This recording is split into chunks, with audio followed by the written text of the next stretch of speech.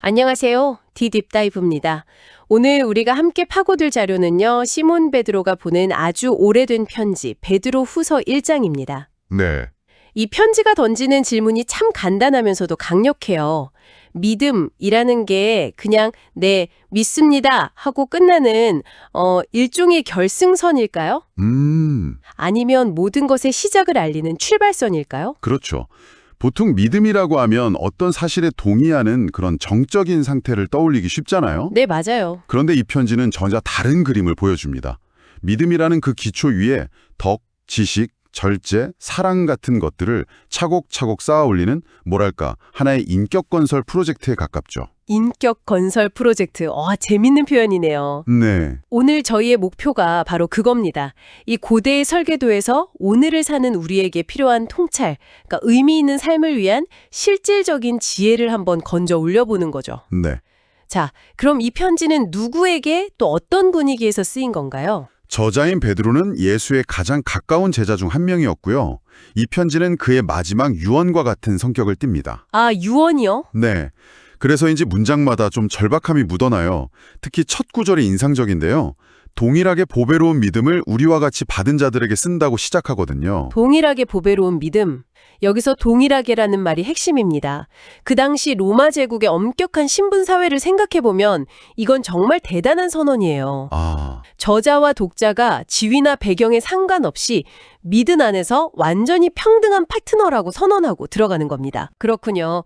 그 선언이 없었다면 뒤에 나오는 모든 이렇게 하라는 겉면이 그냥 좀 권위적인 명령처럼 들렸을 수도 있겠네요. 맞습니다. 나 잘난 베드로가 너희에게 가르쳐주마. 이게 아니라 동료 시민 여러분, 우리 함께 갑시다. 이런 뉘앙스로 시작하는 거군요. 바로 그겁니다. 이 평등한 관계라는 토대 위에서 편지는 아주 폭탄 선언 같은 말로 본론을 시작해요. 3절 말씀이죠. 네, 그의 신기한 능력으로 생명과 경건에 속한 모든 것을 우리에게 주셨으니 네. 이 구절을 처음 읽었을 때 좀 충격적이었어요. 앞으로 주시겠다는 게 아니라 이미 모든 것을 다 줬다는 거잖아요. 그렇죠. 과거형이죠. 솔직히 말해서 제 삶을 보면 모든 걸 다 받은 사람 같지는 않은데 말이죠. 이게 대체 무슨 뜻일까요? 아, 그거 아주 중요한 질문입니다. 많은 사람이 그렇게 느끼죠. 내 통장 잔고나 내 문제 상황을 보면 모든 걸 받았다는 말이 와닿지 않는데 하고요. 네네. 편지는 그에 대한 답을 바로 뒤에 제시합니다. 그 모든 것이 우리를 부르신 이를 알므로써 주어진다고요. 알므로써. 네, 여기서 이 안다는 말의 의미를 제대로 이해하는 게 모든 것의 열쇠입니다. 안다는 거요. 이게 우리가 학교에서 프랑스의 수도는 파리다 라고 아는 것과는 다른 종류의 알미겠죠? 완전히 다르죠. 원어의 뉘앙스를 살려서 비유하자면 이건 연예인 프로필을 아는 것과 내 가장 친한 친구를 아는 것의 차이예요. 아, 연예인에 대해서는 데이터를 알죠. 생년월일, 작품 목록. 그렇죠. 정보죠. 하지만 친구에 대해서는 그 사람의 기쁨과 슬픔, 약점까지 경험으로 알잖아요. 네, 그렇죠. 후자, 즉 깊고 인격적인 관계를 통해 얻는 경험적인 알미입니다. 이 관계가 바로 우리가 이미 받은 그 모든 것이라는 선물 상자를 여는 열쇠라는 거죠. 아하, 그러니까 이미 우리 손에 능력과 자원이 담긴 일종의 툴박스가 주어졌는데 그 툴박스를 여는 비밀번호가 바로 그분과의 깊은 관계, 다시 말해 경험적인 알미라는 거군요. 완벽한 비유입니다. 그리고 그 툴박스를 열었을 때 우리가 발견하게 되는 가장 큰 약속이 4절에 나옵니다. 뭔가요? 바로 우리가 신의 성품에 참여하는 자가 된다는 거예요. 와, 이건 정말 혁명적인 아이디어입니다. 단순히 죄를 용서받고 천국 가는 티켓을 얻는 그런 수동적인 구원이 아니에요. 네. 세상의 욕심 때문에 부패해가는 삶의 방식에서 벗어나서 신의 성품, 즉 거룩하고 자비로운 그 본성을 우리 인격 안에 구현하도록 초대받았다는 아주 능동적인 변화에 대한 약속인 거죠. 와, 신의 성품에 참여한다니. 스케일이 정말 엄청나네요. 그렇죠. 그런데 이런 거대한 비전을 제시하면 보통 좀 뜬구름 잡는 고리로 끝나기 쉽잖아요. 좋은 말씀이긴 한데 그래서 뭘 어쩌라고 이렇게요. 맞아요. 그런데 베드로는 거기서 멈추지 않습니다.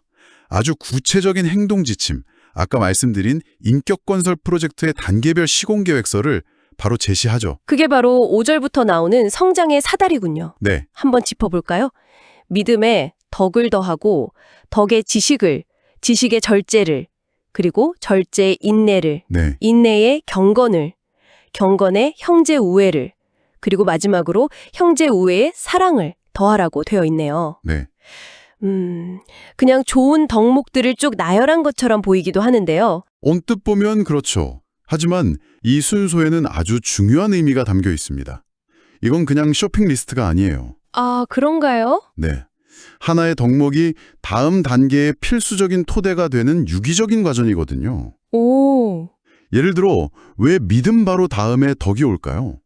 믿음이 내적인 확신이라면 덕은 그것이 밖으로 드러나는 첫 번째 행동, 즉 도덕적인 탁월함이나 선한 의지입니다. 아, 마음으로만 믿는 게 아니라 선을 행하려는 의지가 바로 다음 단계다. 바로 그거죠. 그렇군요. 그럼 덕 다음에 오는 지식은요? 선한 의지만 있으면 됐지 지식이 왜 필요할까요?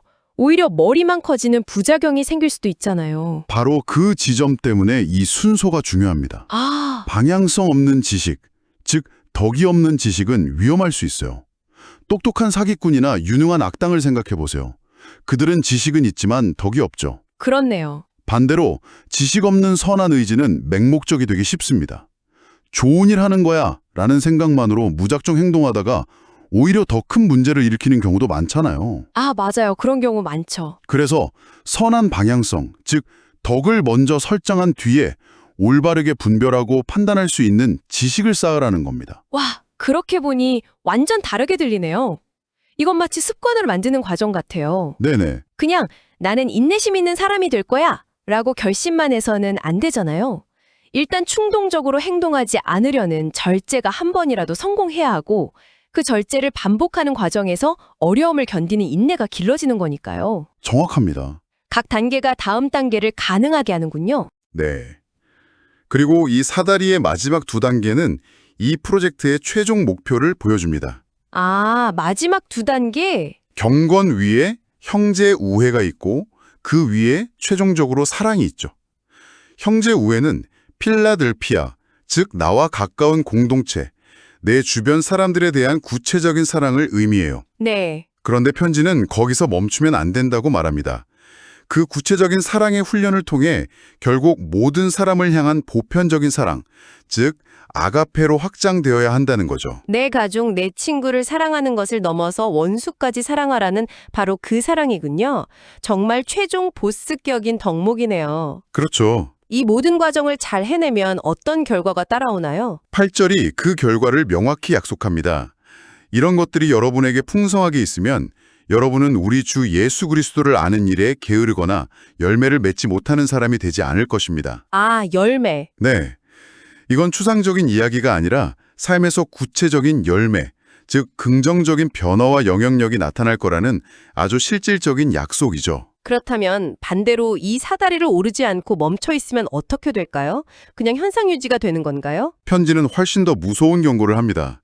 구절을 보면 이런 것들이 없는 사람은 눈이 먼 사람이며 근시안이어서 자기의 옛 죄가 깨끗하게 된 것을 잊어버린 것입니다. 라고 말해요. 와, 성장을 멈추는 건 단순히 제자리에 있는 게 아니라 영적으로 눈이 멀어서 자신이 받은 은혜, 그 출발점 자체를 잊어버리게 된다는 거죠. 과거의 은혜마저 잊게 만드는 영적인 근시안이라 정말 강력한 경고네요. 네, 그렇죠. 그런데 왜 이렇게까지 강하게 또 절박하게 말하는 걸까요? 그 이유가 14절에 나옵니다. 베드로가 이렇게 고백하거든요. 네. 나는 나의 장막을 벗어날 때가 가까이 온 것을 알고 있습니다. 장막을 벗어난다. 네. 여기서 장막을 벗는다는 건 자신의 죽음을 암시하는 표현이에요. 아, 즉, 이 편지는 죽음을 앞둔 한 노 지도자가 사랑하는 공동체에게 남기는 마지막 유언인 셈입니다. 아, 그래서 단순한 가르침이 아니라 유언처럼 들리는 거군요. 맞습니다. 내가 없더라도 너희가 이것만은 꼭 기억하고 실천해서 굳건히 서 있기를 바란다는 그 간절함이 담겨 있는 거죠. 자신이 떠난 후에도 이 편지가 계속해서 그들을 붙잡아줄 일종의 기억장치가 되기를 바랐던 거네요. 네. 자신의 육신은 사라져도 이 메시지만은 그들 안에 살아 숨쉬기를 원했던 거죠. 자, 그리고 이제 베드로는 이 모든 가르침이 그냥 자신의 생각이 아니라 믿을 만한 근거가 있다는 것을 증명하려고 합니다. 여기서부터 분위기가 확 바뀌는 것 같아요. 일종의 변론처럼요. 그렇죠. 16절에서 아주 단호하게 말하죠. 우리가 여러분에게 우리 주 예수 그리스도의 능력과 재림을 알려드린 것은 교묘하게 꾸며낸 신화를 따른 것이 아닙니다. 네, 이건 꾸며낸 이야기가 아니라는 선언이네요. 그렇죠. 그러면서 자신의 주장을 뒷받침할 가장 강력한 증거를 제시합니다. 바로 자신이 직접 보고 들은 목격담이죠. 아, 목격담. 예수님이 영광스러운 모습으로 변모했던 그 사건을 언급하면서 하늘에서 이는 내 사랑하는 아들이요 내 기뻐하는 자다라는 음성을 직접 들었다고 증언합니다. 나는 그 현장에 있었다. 이건 내 눈으로 직접 본 팩트다. 라고 말하는 거예요. 그렇죠. 이보다 더 확실한 증거가 어디 있겠어요. 신의 음성을 직접 들었다는데. 네. 그런데 바로 다음 구절이 정말 이상해요. 저는 이 부분이 이번 자료에서 가장 충격적이었어요. 19절 말씀이죠. 네. 그렇게 자신의 가장 강력하고 생생한 초자연적 체험을 이야기한 직후에 갑자기 이렇게 말합니다. 그리하여 우리에게는 더 확실한 예언의 말씀이 있습니다. 잠깐만요. 방금 신의 음성을 직접 들었다고 해놓고 기록된 예언의 말씀이 더 확실하다고요? 이건 완전히 앞뒤가 안 맞는 말 아닌가요? 자신의 경험을 스스로 깎아내리는 것처럼 들리는데요. 정말 예리한 지적이고 우리 시대의 관점에서는 완전히 역설적으로 들리죠. 네, 그러니까요. 오늘날은 나의 경험, 나의 진실이 가장 중요한 시대잖아요. 그런데 베드로는 정반대의 주장을 하는 겁니다. 왜 그럴까요? 왜 직접 보고 들은 엄청난 기적보다 오래된 기록이 더 확실하다고 말하는 걸까요? 정말 궁금하네요. 도대체 무슨 논리죠? 그 답이 20절과 21절에 나옵니다. 베드로의 논리는 이렇습니다. 첫째, 성경의 예언은 자기 마음대로 해석해서는 안 된다는 것. 네. 둘째, 예언은 사람의 생각에서 나온 것이 아니라 사람들이 성령에 이끌려서 하나님께로부터 받아서 말한 것이기 때문이라는 겁니다. 아, 이걸 현대적으로 풀어보면 이런 거예요. 아무리 생생하고 강력한 개인의 경험이라도 그것은 결국 나라는 필터를 거친 주관적인 해석의 영역에 머무를 수 있다는 위험성을 인정한 겁니다. 주관적일 수 있다. 네, 내 기억이 왜곡될 수도 있고 내가 잘못 해석했을 수도 있죠. 그렇군요. 하지만 기록된 예언의 권위는 한 개인의 주관적인 체험이 아니라 신적인 기원, 즉 더 객관적이고 보편적인 근거에서 비롯된다는 주장입니다. 베드로는 자신의 체험을 부정하는 게 아니에요. 오히려 자신의 놀라운 체험이 더 크고 객관적인 진리인 이 기록된 말씀과 일치했기 때문에 진짜였다고 확증하는 방식으로 사용하는 거죠. 와, 개인의 경험이 전부가 아니라 그 경험을 비춰볼 수 있는 더 확실한 기준점이 있다는 겁니다. 와, 이건 정말 오늘날 우리에게 시사하는 바가 정말 크네요. 수많은 개인의 관증과 주장이 넘쳐나는 시대에 그것들을 검증하고 기댈 수 있는 외부의 권위 있는 기준점에 대해 이야기하는 거니까요. 그렇죠. 개인의 경험을 존중하되 그것에만 매몰되지 말라는 아주 중요한 균형 감각을 보여주는 대목입니다. 자, 오늘 탐구를 정리해 볼 시간입니다. 베드로후서 1장은 믿음이라는 선물이 결승선이 아니라 출발선이라고 말하며 시작했습니다. 네, 그리고 그 믿음 위에 덕에서 사랑에 이르기까지 구체적인 인격 건설의 과정을 밟아갈 것을 촉구했죠. 그 여정이 얼마나 중요한지를 죽음을 앞둔 지도자의 간절한 유언으로 호소했고 마지막에는 이 모든 가르침의 근거가 자신의 생생한 목격담과 심지어 그것보다 더 확실한 객관적인 예언의 말씀에 있다는 탄탄한 논증으로 마무리했습니다. 오늘 이 편지를 통해 우리가 발견한 믿음은 어떤 교리를 믿고 안주하는 정적인 상태가 아니었네요. 전혀 아니죠. 오히려 사랑이라는 최종 목표를 향해 평생에 걸쳐 자신의 인격을 구체적으로 발전시켜 나가는 역동적인 여정 그 자체였습니다. 그리고 그 여정에 필요한 모든 것은 이미 우리에게 주어졌다는 놀라운 격려와 함께 말이죠. 마지막으로 청취자 여러분께 생각해 볼 거리를 하나 남겨드리고 싶습니다. 오늘 살펴본 이 편지는 개인의 가장 강력하고 주관적인 경험, 즉 예수의 변모를 목격한 사건과 객관적인 권위로서의 기록된 예언을 함께 대시했습니다. 네, 그리고 놀랍게도 후자를 더 확실하다고 말했죠. 수많은 개인의 이야기와 주장, 나의 진실이 넘쳐나는 오늘날 여러분의 생각과 가치관을 형성하는 데 있어서 외부의 권위 있는 텍스트는 어떤 역할을 하고 있나요? 그것이 책이든 역사적 기록이든 혹은 다른 어떤 것이든 말입니다. 여러분이 직접 보고 느낀 것과 기록을 통해 배운 진실 사이에서 어떻게 균형을 잡아가고 계신가요?